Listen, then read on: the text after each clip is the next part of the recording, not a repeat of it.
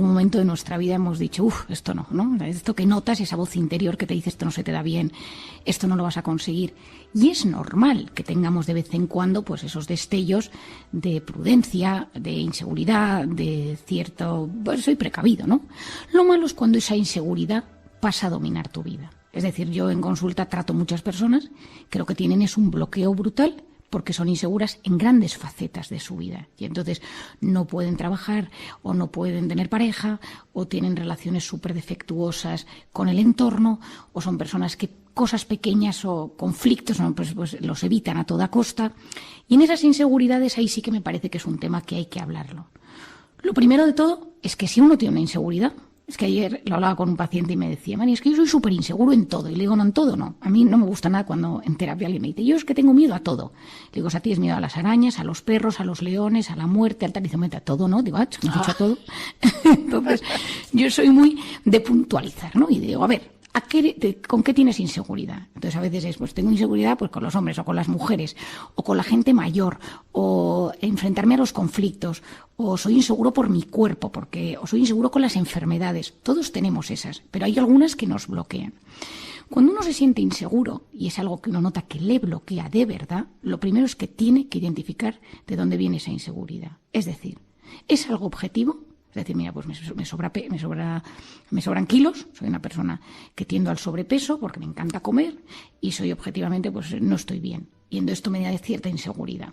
O es una inseguridad subjetiva, que esto lo hablaremos ahora con detalle, Cristina, es súper importante. Todo lo interpreto con muchísima intensidad, es decir, es que aquí a la gente no le caigo bien. Yo estoy seguro, mira cómo me mira, y entonces mal interpretas lo que sucede en tu día a día. Y entonces aquí viene la siguiente pregunta, vale, creo que se me está yendo de las manos. No es tan objetivo como yo pienso. ¿Y por qué crees que lo estás intensificando tanto? ¿Por qué crees que lo interpretas tan regular en tu mente, ¿no? Eso me parece brutal. Yo esto lo hago en terapia, pero así se lo explico a mis oyentes, ¿no? Es decir, voy identificando esa inseguridad. Viene de algo de mi infancia, es decir, bueno, mira, de pequeño me hicieron daño, me dejaron solo, me abandonaron, problemas de pareja, problemas de soledad, de humillación. En el colegio era el que peores notas sacaba, tenía problemas de vista, me operaron muchas veces y no podía hacer deporte. Pues hay miles y miles de factores por donde surge la inseguridad. Pero viene muy bien identificar de dónde viene. Y esa inseguridad, si realmente es así de grave o yo la estoy magnificando. Luego hay otra cosa, por ejemplo, voy a dar un ejemplo así fácil, ¿no? Una persona que se considera que no, esto en verano ha pasado mucho, ¿no? Chica joven que me viene a ver a la consulta y me dice, Marian, es que estoy gorda y este verano no quiero ir a la playa porque si el traje de baño o el bikini o no es gay. Y entonces yo le digo, cuando uno tiene una inseguridad, tiene que buscar en su mente y haciendo un pequeño ejercicio y decir, ¿dónde se me agudiza esta inseguridad? Pues una mujer que se siente gordita, pues en la playa, con un bikini, y dónde me siento más respaldada, más protegida, o pues en este caso con este tipo de ropa, en este tipo de plan, porque nosotros también tenemos que protegernos y defendernos conociéndonos bien. Y luego hacernos una pregunta clave, ¿no? ¿Cómo interpreta mi voz interior o cómo me habla mi voz interior con respecto a esto? Lo hemos hablado muchas veces, Cristina, lo de la voz interior, que sabes que es uno de mis temas en la consulta, y pues tiene un nombre en neurociencia que se denomina red neuronal por defecto, que es un conjunto de activación de redes neuronales, pero para nuestros oyentes es la voz interior. Y sabemos que esa voz interior está el 50% del tiempo en run run, en nuestra mente, en las mujeres más, pero todo el rato, y entonces asocio, y entonces esto, y entonces es autobiográfica, me hablo muchas veces, tiene un componente narrativo en el que yo me cuento cosas, a veces es bueno y muchas veces es malo. Y hoy en día sabemos que si esa voz interior de la que me hablo de mi inseguridad es muy potente, yo voy a interpretar que la gente me ve esa inseguridad mía, pero con luces de neón amplificada las 24 horas del día. Es decir, que si yo me veo gordita, todo el mundo está constantemente mirando mi cuerpo y pensando, la verdad es que esta chica debería adelgazar. Y quien dice esto dice, yo soy torpe en el trabajo, yo no hago bien de los deportes, es que yo no camino bien, y cosas mucho más severas, ¿no? Cuando yo me hablo mal, interpreto que los demás me hablan mal. Oye, ¿qué hacer ¿y al en qué respecto? medida, una pregunta con respecto Dime. a lo que has dicho, interpretar el origen, quiero decir, conocer el origen de una inseguridad es resolverlo? Porque a veces, vale, de pequeño fuiste objeto de abusos sexuales, o fuiste abandonado, o te humillaban en el colegio, o lo que sea, ¿no? Y con eso lo resuelves, porque mucha gente sabe en dónde está el origen y no por eso avanza. Bueno, el conocer siempre ayuda, porque comprender es aliviar, Cristina. Es una frase que repetimos mucho en mi casa, ¿no? Comprender es aliviar.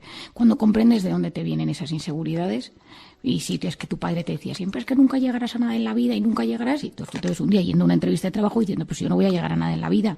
Y entonces te das de un bloqueado y de un inseguro que en la entrevista sale un 20% de ti mismo. Entonces, eso, identificarlo viene bien, y a veces es identificarlo y ayuda a ir desmarañando, pero hay otras veces que necesitas una ayuda externa porque ese bloqueo es muy potente. Por otro lado, yo te voy a contar una anécdota que es muy conocida, pero que por si nuestros oyentes no la conocen, para que tú sepas, cuando tú hablas de inseguridades, cuando uno habla de inseguridades, una de las cosas que uno trabaja en terapia es decir, vale, pero ¿cuáles son tus fortalezas? Enfócate en tus fortalezas, porque muchas veces lo que sucede es que nos obsesionamos con lo que se nos da mal. Que a mí se me dan mal muchísimas cosas, Cristina. Entonces, pero digo, bueno, estas 2 o 3 teclas que se me dan un poco mejor, y los defectos no tienen por qué hacernos daño si los conocemos. Pero hay que saber neutralizarlos con las fortalezas. Hay una anécdota de Federer, me encanta el tenis, y me encantó, la he leído muchas veces y la he visto en directo, que en una entrevista que le hicieron en Marca le preguntó al periodista, y Federer, no sé cómo le llamaría, usted siempre ha tenido un gran servicio, una muy buena derecha, una buena volea y tal, pero su punto débil es el revés. Y entonces Federer le respondió, dice, yo tenía 2 opciones, potenciar mis cualidades o mejorar mis debilidades. Si hacía lo segundo, es decir, si lo que me dedicaba es a mejorar mis debilidades, me convertía en un tenista demasiado previsible. Al final lo que paga mis facturas son las virtudes. Y entonces me pareció brutal, ¿no? O sea, un tío como Federer, es buenísimo porque qué lucidez, ¿no? Qué lucidez. Bueno, por eso yo creo que ha llegado tan lejos en la vida, ¿no? Es una persona que te que se conoce. Que se conoce. Entonces, yo siempre, cuando hablo de inseguridad, el primer mensaje que envío es: no existe la perfección. Y el que aspira a la perfección es una persona que se enferma. A la perfección, es decir, esa perfección en todas las facetas de mi vida, porque es imposible llegar a todo. Y el perfeccionista es el eterno insatisfecho, porque siempre va a encontrar un gap donde podría haberlo hecho mejor. Lo segundo es evitar compararnos, y sobre todo con gente desconocida, ¿no? Es que vas a ver tú esa persona que le pasa no sé cuántos, no sé qué. Pues me acuerdo hace unos años que una persona a la que yo admiro muchísimo, que es una persona normal de la calle, pero es una amiga de no sé quién de tal, que yo sabía quién era por su trayectoria profesional y yo la admiraba un montón. Y me escribió un correo pidiéndome cita y dije, qué raro a mí, pero si esta persona, bueno. Y entonces la vi en mi consulta, una inseguridad de persona, con unas historias, y yo decía, entonces un día en consulta le dije, quiero que sepas que yo, parte de que te decidí tratar era porque te admiraba, porque pensaba que, bueno, y me dijo, no, quiero decir que todas esas personas que muchas veces nos comparamos con ellas. Uy, eso es tan divertido. Esas familias perfectas, esas personas felices. Ay, madre mía. Bueno, de hecho, Cristina, uno de los ítems más relacionados con la tristeza, con la infelicidad, con la frustración en la vida, es compararse. Claro. En los estudios de felicidad, si tú quieres ser feliz en esta vida, deja de compararte. Porque vas a estar todo el día sufriendo y porque siempre va a haber gente mejor que tú y tu cerebro siempre va a interpretar cosas de personas que son mucho mejores que tú. Otra cosa importante es que cuidado con las autorreferencias. La autorreferencia es cómo creo que los demás me ven. Lo que decíamos antes de la voz interior, porque ahí las inseguridades se potencian al máximo nivel. Seguro que cree que yo, porque seguro que me ha visto, seguro que ha pensado, seguro que me ha mirado. Y luego, por otro lado, si hay alguien que potencia esa inseguridad, es decir, un novio, una pareja, un familiar que te está constantemente recordando que eso no se te da bien, ojo, ahí hay que alejarse. Porque sí, eso es la toxicidad. Y tiene la capacidad de desestabilizarte en cuestión de segundos. Hoy otro tema que yo recomiendo mucho a las personas que trabajan con este tema de la inseguridad, que es celebrar los logros, por pequeños que sean. Oye, pues hoy he adelgazado tantos kilos, pues hoy he conseguido correr tanto en el gimnasio, pues hoy he conseguido que me bloqueo con el trabajo. Tengo una paciente mía que se bloquea mucho con los correos electrónicos y de repente ve llegar muchos en su trabajo y entonces deja de trabajar y se frustra y no valgo para nada y entonces me va a quedar en el paro.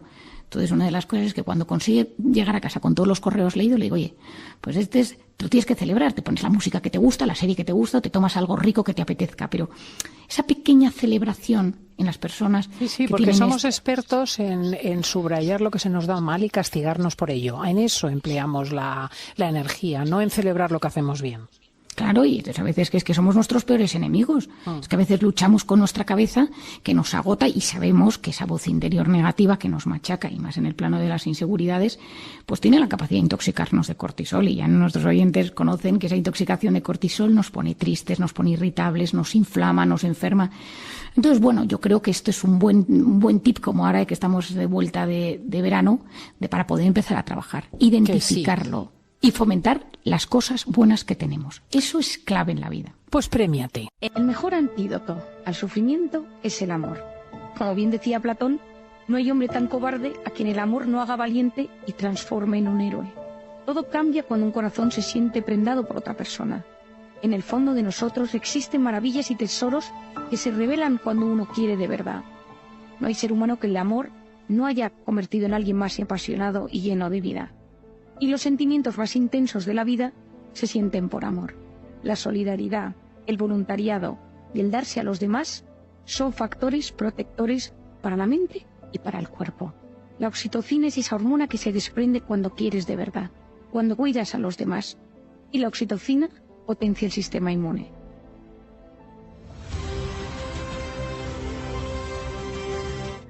En muchas ocasiones, determinadas personas de tu entorno te caen mal, y su mera presencia genera en ti intranquilidad. De no cambiar corres el riesgo de que se conviertan en seres tóxicos. Nadie es tóxico per se, pero es tóxico el efecto que produce en ti.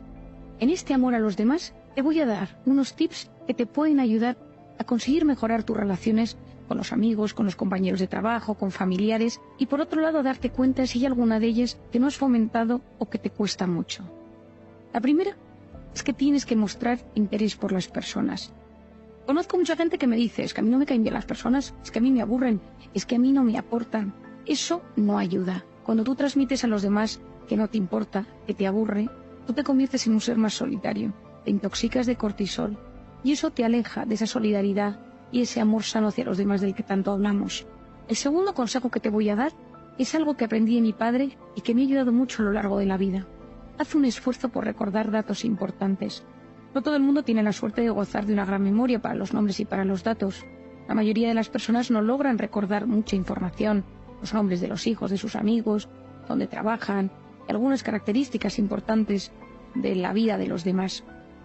Ya de tiempo que no ves a alguien y te lo encuentras por la calle y de repente recuerdas el nombre de su mujer, o le preguntas por su hijo o por su madre, o te acuerdas de que había un familiar que estaba enfermo, esa persona se siente importante. Hay un chute de oxitocina, pero hay un clic, hay una conexión maravillosa que surge entre los dos. David Rockefeller, famoso David Rockefeller, tenía un fichero privado de tarjetas con más de 100.000 nombres en el que guardaba información sobre los encuentros que había mantenido con las personas.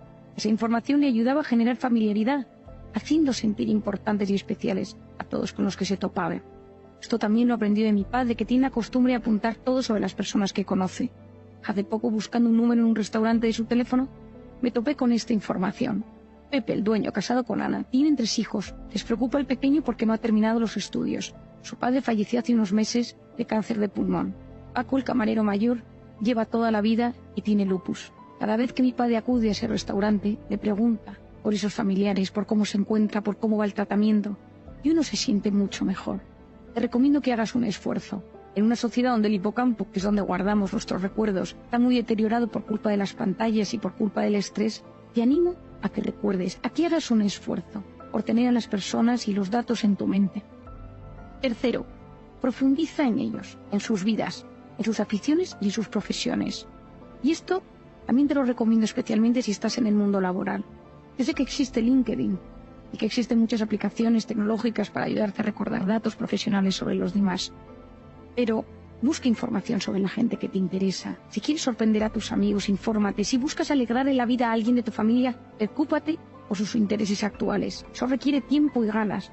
Llamar a otros para evitar perder el contacto. Con muy poco, la gratificación es enorme. No tengas miedo a personalizar los detalles que tienes con las personas. 4. Evita juzgar. Cada persona es diferente. El ser humano tiende a juzgar, a analizar, a encasillar a las personas en cuanto las conocemos. Nos gusta etiquetar. Todo esto proviene de nuestro sistema de creencias, donde ciertos rasgos de la personalidad, de la forma de ser o de vestir del que tenemos delante, directamente activa zonas de nuestros pensamientos y lo etiquetamos de una manera u de otra. Puede ser un mecanismo de defensa, o simplemente un automatismo de la mente para no alterar nuestro interior. En gente muy crítica puede haber una necesidad constante de sentirse superiores, o todo lo contrario, un problema de inseguridad o de falta de autoestima. Hace unos meses, hablando con un paciente, le puse como pauta no criticar con sus amigos al resto de sus amigos. Su respuesta fue: ¿y entonces? ¿De qué vamos a hablar? Le dije en ese momento: vas a tener que empezar a hablar desde lo positivo de la gente. Y con una cara atónita me dijo: eso no sé hacerlo. Si te interesa en especial este tip, te voy a dar un truco. Hay que aceptar a los demás como son, aunque sean distintos a nosotros, o lo que veamos no nos encaje. Ello no significa que ignoremos la realidad. Existe gente que obra mal o que obra diferente, o de la que conviene separarse por resultarnos tóxica. Pero por lo demás resulta saludable tener una mente plural, rica, abierta y admitir que existen personas que no se ajustan del todo a nuestro criterio. Hay que evitar cerrarse de forma abrupta a todo lo distinto. Si solo aceptas gente que tenga un determinado nivel de estudio, social o cultural, si tienes manía a los aficionados de cierto equipo de fútbol, yo que soy muy futbolera, de esto sé bastante, o a una profesión o gremio, si rechazas sistemáticamente a todos los provenientes de cierta región, país o continente, seguramente tu capacidad de comprender el mundo y tu entorno será más reducida y te estarás perdiendo muchos de los matices que hacen nuestro mundo rico y diverso. Quinto, no impongas tu criterio, creencias o valores. Esto es importante, sobre todo si eres padre, por ejemplo. Trabaja en ser modelo para tus hijos, empleados o amigos, pero si buscas imponer, encontrarás rechazo. Hoy en día sabemos que de padres exigentes que imponen sin medida, hijos rebotados, rebeldes y que buscan lo contrario. Los límites son necesarios. Que la gente no respete nuestras ideas o creencias es clave, pero sin rozar la dureza o la agresividad. La sociedad no necesita únicamente de maestros, sino de líderes. El líder es un ejemplo de vida donde se mezclan la coherencia, los valores sólidos, la modernidad, el saber que esa persona es auténtica y coherente. Por lo tanto, si quieres influir en alguien, si quieres transmitir tus ideales, aprende a ser un buen ejemplo. 6. Asómbrate y aprovecha los intereses comunes. La amistad y las relaciones buenas surgen cuando hay intereses, valores y aficiones en común. Búscalas. Es raro que no exista algo que te ate con la persona más recóndita. Desde el pediatra de tu hijo hasta tu gestor de seguros o el carpintero que te ayuda cuando algo se estropea. Te sorprenderá darte cuenta que cuando dedicas tiempo a lo que no es únicamente la parte racional, estás dando un paso impresionante en tu vida.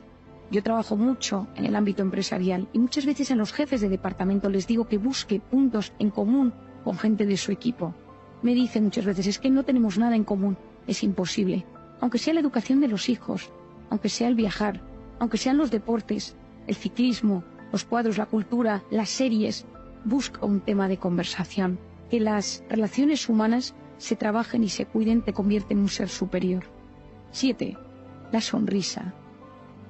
Existe una manera fácil para conectar.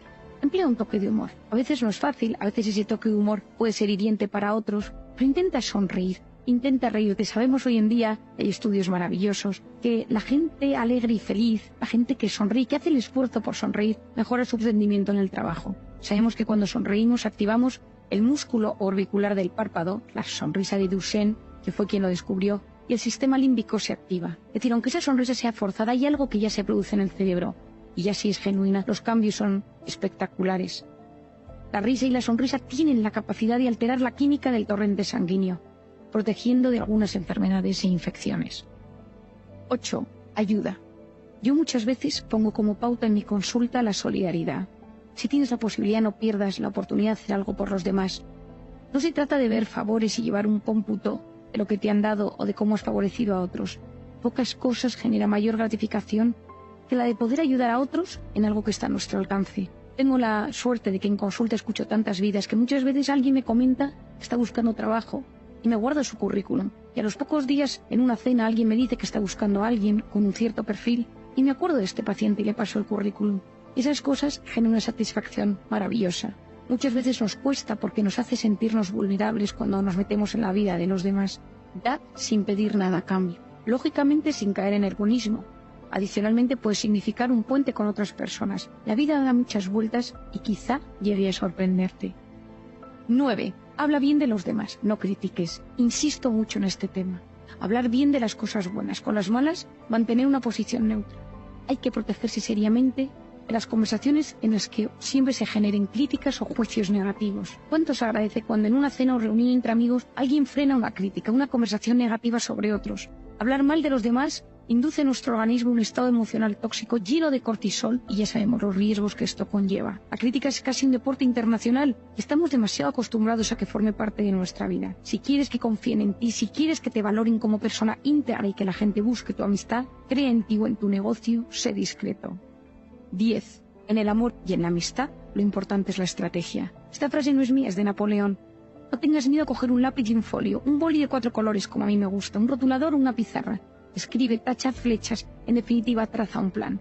Si tienes que reconquistar a alguien, si tienes que rearmar una amistad rota, una situación familiar delicada, no tengas miedo a tener un plan.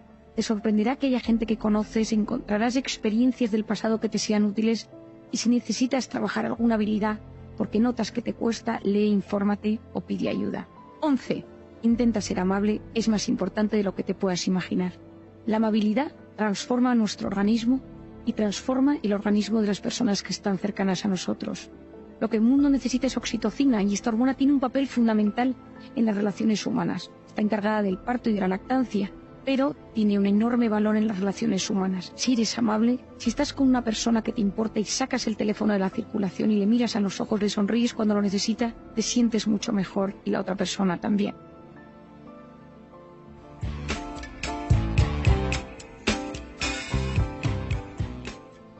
Y nosotros nos preguntamos aquí, en Marían en el diván, si es eficaz una terapia de pareja y cuándo hay que plantearla.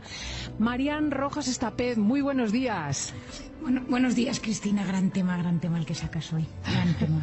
Además, un tema sobre el que hablaron los Obama antes de Navidad, porque ella hizo público un libro en el que revelaba que en su momento acudieron a terapia y les fue muy eficaz.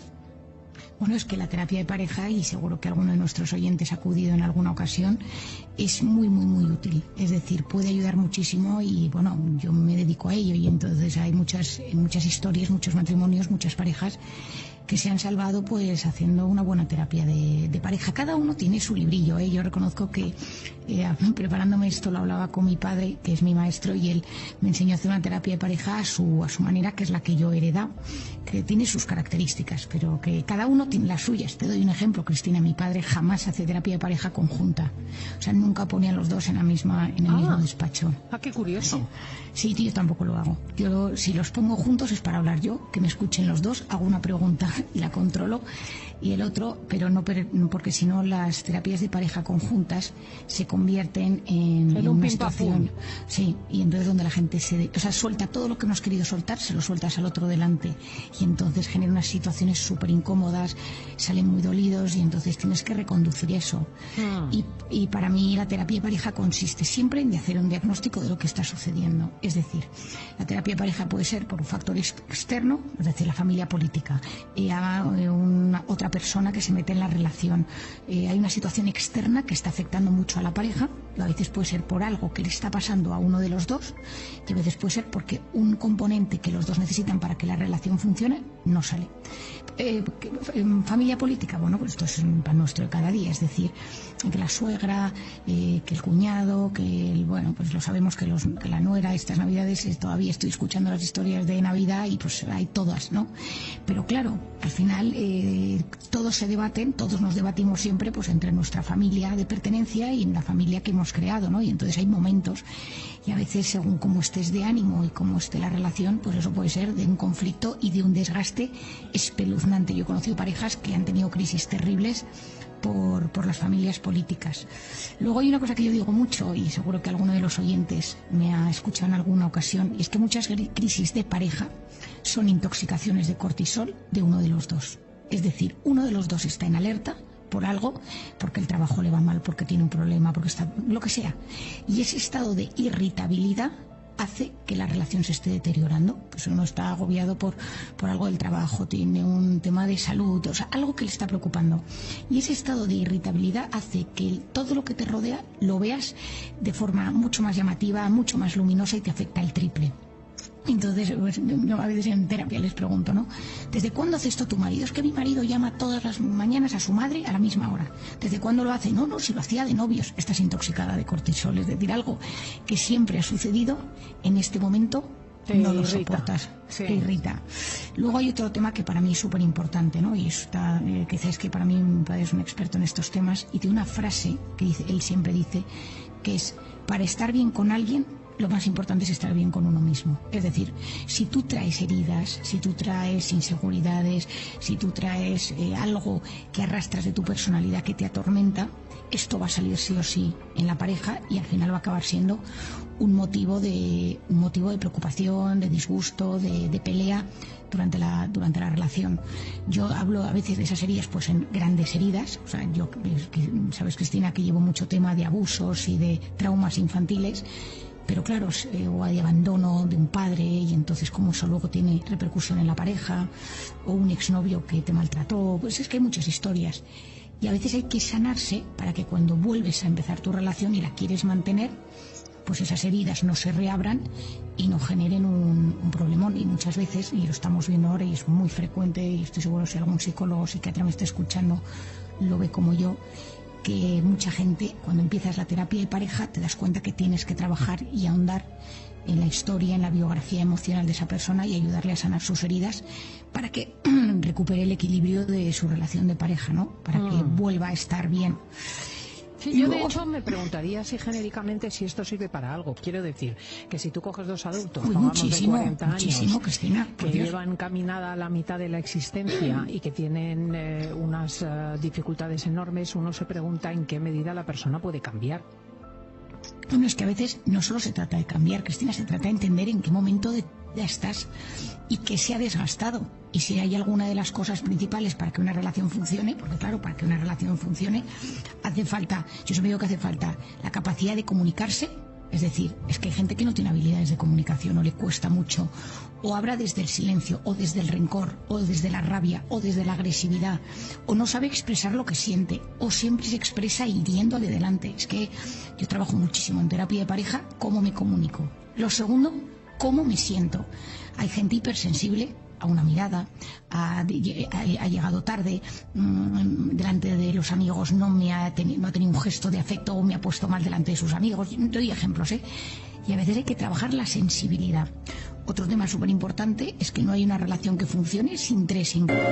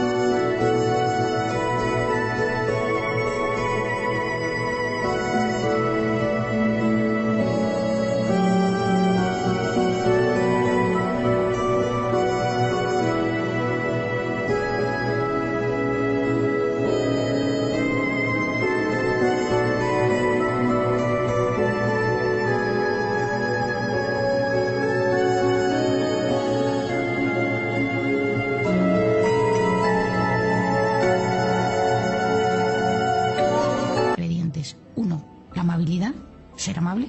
O sea, intentar ser amable, porque es que a veces nos acostumbramos a descargar todo con la persona que tenemos al lado. Y somos amables con el del trabajo, con el frutero, pero nos cuesta muchísimo ser amables con la persona que tenemos en casa esperando. Lo segundo es la paciencia. Nuestros tiempos no son sus tiempos no son nuestros tiempos. Pretendemos que entienda, que capte, que intente ponerse en nuestro lugar de la manera que queremos, y hay que tener paciencia. Y lo tercero es el perdón. O sea, no conozco a nadie que no haya metido la pata de alguna manera en su relación en algún momento, que haya dicho algo que no hay que decir, que se haya comportado mal, que haya tenido un descuido, o cosas mucho más gordas, ¿eh? Yo he visto terapias de pareja en historias terribles que objetivamente no le darías ni una oportunidad racionalmente. Y luego hay muchas veces que la capacidad de perdonar, las personas se dan cuenta de que había una herida que arrastraban, ayudas a cambiar el prisma.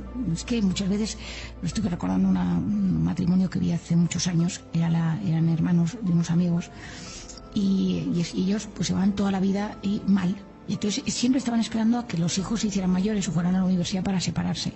Entonces cuando el último se fue a la universidad, pues decidieron que se separaban y les regalaron venir a terapia con nosotros. Esto fue un regalo de sus amigos por su cumpleaños. Y entonces el tema es que cada uno tenía un rasgo de su personalidad que per se era incompatible con el otro, que ellos nunca se habían dado cuenta, pero esos rasgos de personalidad se podían limar, se podían trabajar.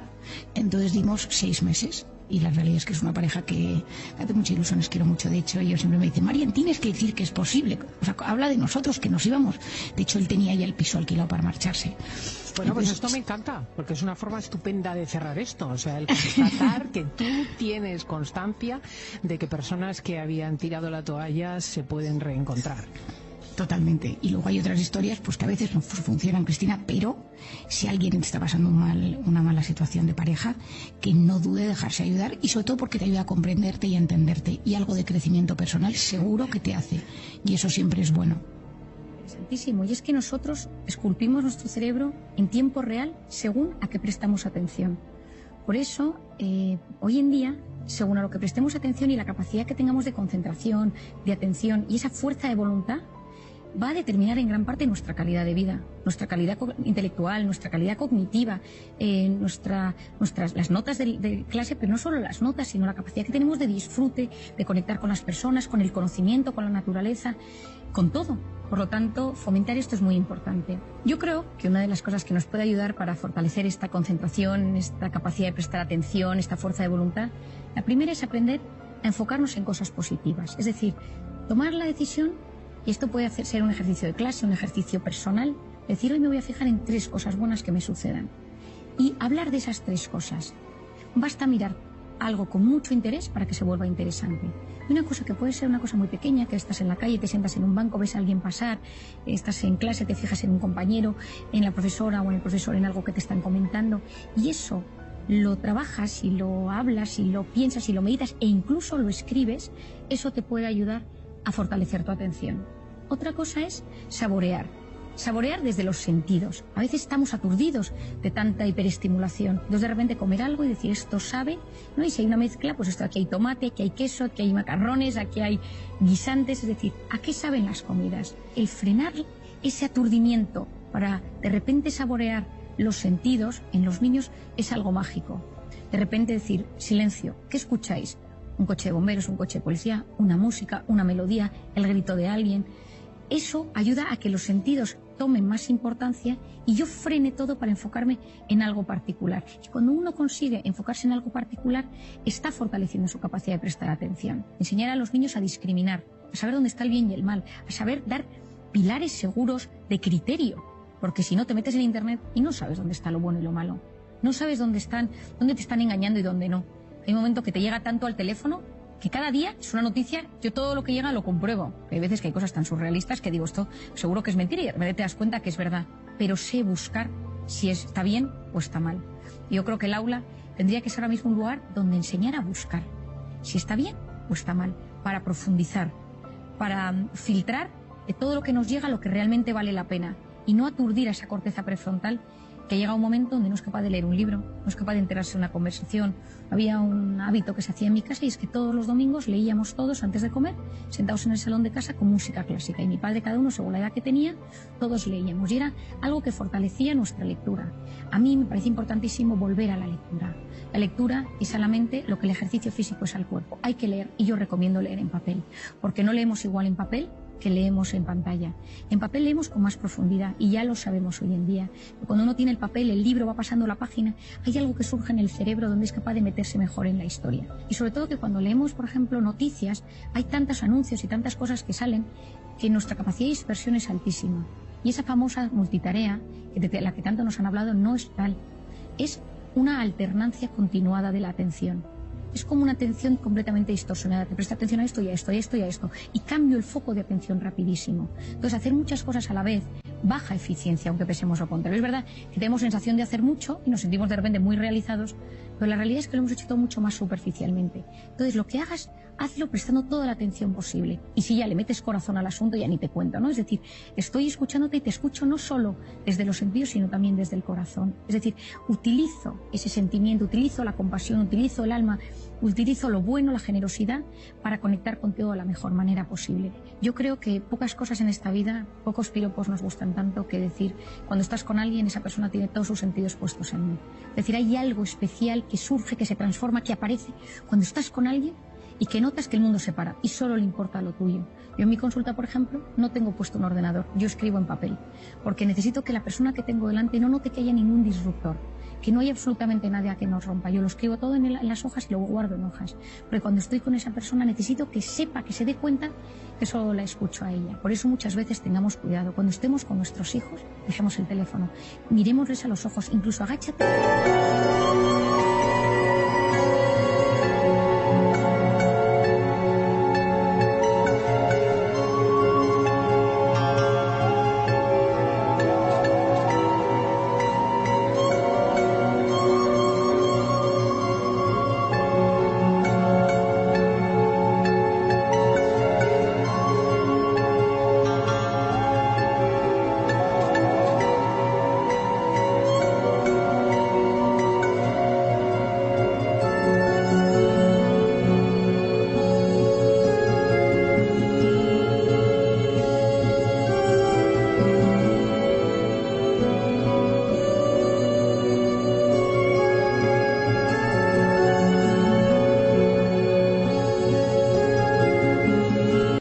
Ponte a su tamaño. ¿Cuántas veces oigo, y mis propios hijos te lo dicen, que es más importante el teléfono que yo? Por eso, cuando llegues a casa, quita el teléfono, mételo en el bolsillo, en la mochila, en el bolso, donde sea. Las dos manos abiertas para abrazar, para conectar. Y presta atención a quien tengas delante, sea tu marido, sea tu padre, sea quien sea. Pero si entras con el teléfono en la mano, ya has generado un disruptor. Y ya has generado que esa conexión, esa capacidad de prestarle atención al de enfrente, donde surge la empatía, donde surgen esas neuronas espejos que se activan, tú sonríes, yo sonrío, te abrazo, y todo eso maravilloso, ese momento tan especial, todo se ha distorsionado porque una mano está ocupada o porque estoy terminando de mandar algo que probablemente es terciario. Y si es algo tan importante, termínalo en el rellano. Y cuando lo hayas terminado y tengas tu atención puesta en las personas que tienes dentro de casa, abre la puerta. Pero si no, espera. Es lo que buscamos, tener una sociedad que le importen los demás, que no vaya solo enfocado en ese dispositivo, que te metes dentro y te olvidas de los demás, sino que seamos capaces de levantar la mirada, conectar con los ojos del que tienes delante y dar importancia a lo que realmente la tiene. Muchísimas gracias, Cristina, y un gran abrazo a nuestros oyentes. Adiós.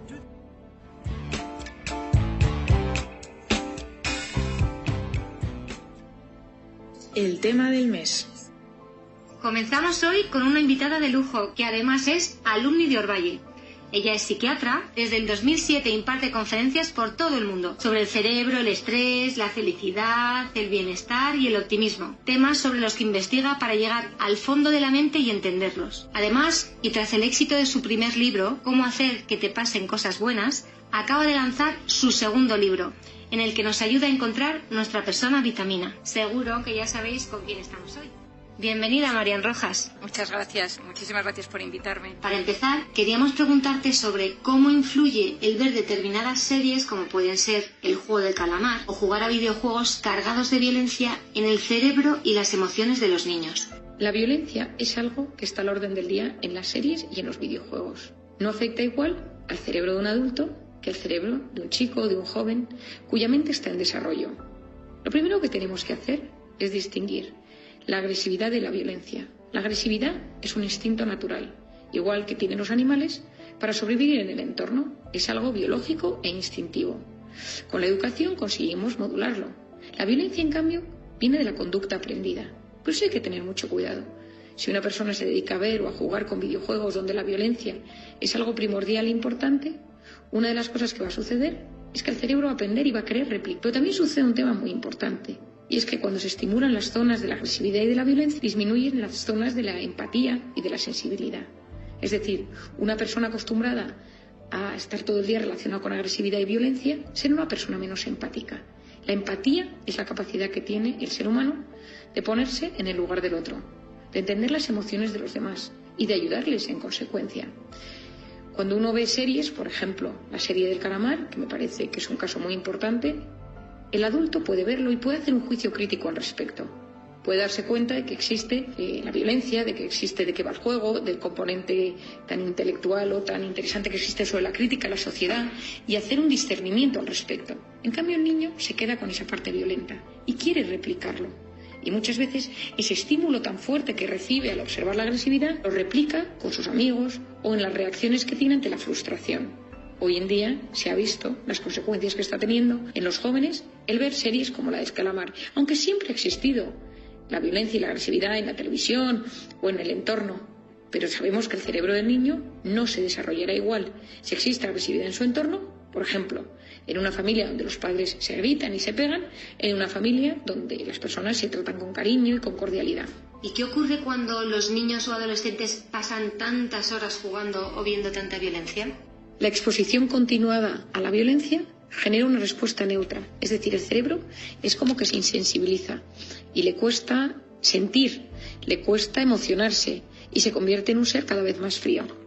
La verdad es que es impresionante cómo la visualización de violencia puede afectar tanto a los jóvenes. Otro tema del que queríamos hablarte es de la pandemia silenciosa de la salud mental que hemos sufrido durante el confinamiento. Hace poco la revista científica The Lancet publicó un primer estudio que cuantificaba el impacto del COVID en la prevalencia de la depresión y de la ansiedad en la población mundial. Se calcula que en contextos pandémicos los trastornos relacionados con estas enfermedades aumentaron hasta un 25%. Esto es una barbaridad. Aquí queríamos preguntarte qué recomendaciones nos haces como padres para prevenir y detectar estos trastornos en nuestros hijos y también en nosotros mismos. Durante la pandemia hemos visto un gran aumento de trastornos mentales. La persona que era un poco obsesiva tiene un trastorno obsesivo más grave. La persona hipocondríaca tiene síntomas más severos de hipocondría. La persona ansiosa sufre de ataques de ansiedad.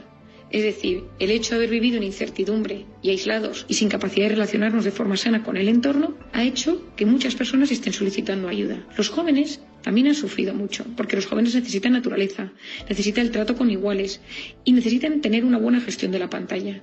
Y durante muchos meses los jóvenes se han visto envueltos del mundo digital las 24 horas del día. ¿Qué ha sucedido?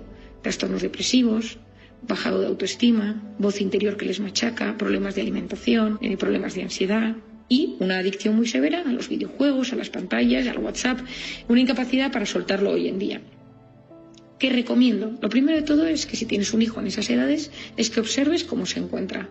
A muchos de ellos les cuesta expresar sus emociones, pero ayuda poder tener un padre o una madre que se acerca y que le pregunta, les ayuda, que de repente su padre o su madre pues se acerquen y sean un lugar seguro para poder expresar sus emociones.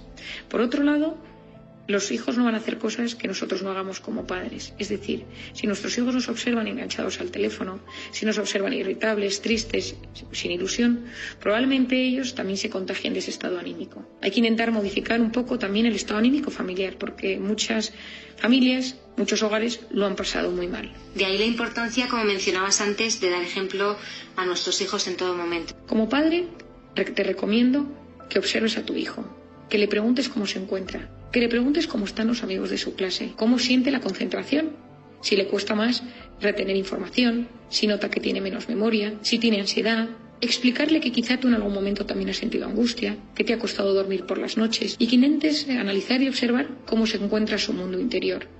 Por otro lado, como padre siempre viene bien educar a los hijos en inteligencia emocional. Esto significa que escuchen, que presten atención, que cuando estén hablando contigo no tengan el teléfono delante, que se preocupen por los problemas de los demás. Y si realmente notas que están muy insensibilizados, intentar trabajar en ellos. Muchos de los padres o educadores que nos escuchan tratan a diario con adolescentes. ¿Qué consejo les darías, además de la paciencia y comprensión, para acompañarlos en esta etapa de cambio constante tan difícil? Como educador, como padre, también recomiendo que entiendas que el cerebro de tu hijo está en pleno desarrollo. Es un cerebro que necesita vivir emociones intensas, que de repente tiene dudas de su identidad, de su forma de ser, que de repente se rebela contra la autoridad, que las normas de casa le parecen todas demasiado estrictas. Es decir, es una evolución lógica. Entendiendo que esa fase es normal, y en esto te puedo recomendar que, por ejemplo, leas el libro de Daniel Siegel, La tormenta cerebral, sobre la adolescencia, puede ayudarte muchísimo a saber lidiar con ellos. Este autor, Daniel Siegel, también tiene un libro para niños que se llama El cerebro del niño. Te lo recomiendo si tienes a un hijo en casa al que no sabes gestionar bien, que no entiendes qué le está pasando en su cerebro, porque comprender es aliviar. Y cuando uno comprende, se siente aliviado. Cuando uno comprende a su hijo, siente alivio. Y cuando uno comprende que muchas de las reacciones y comportamientos que tienen un trasfondo biológico, te sentirás aliviado. Tomamos nota de ese libro de Daniel Siegel, La tormenta cerebral, para acompañar a nuestros hijos adolescentes. Para terminar, nos gustaría que nos contaras un poco de tu último libro, Encuentra tu persona vitamina.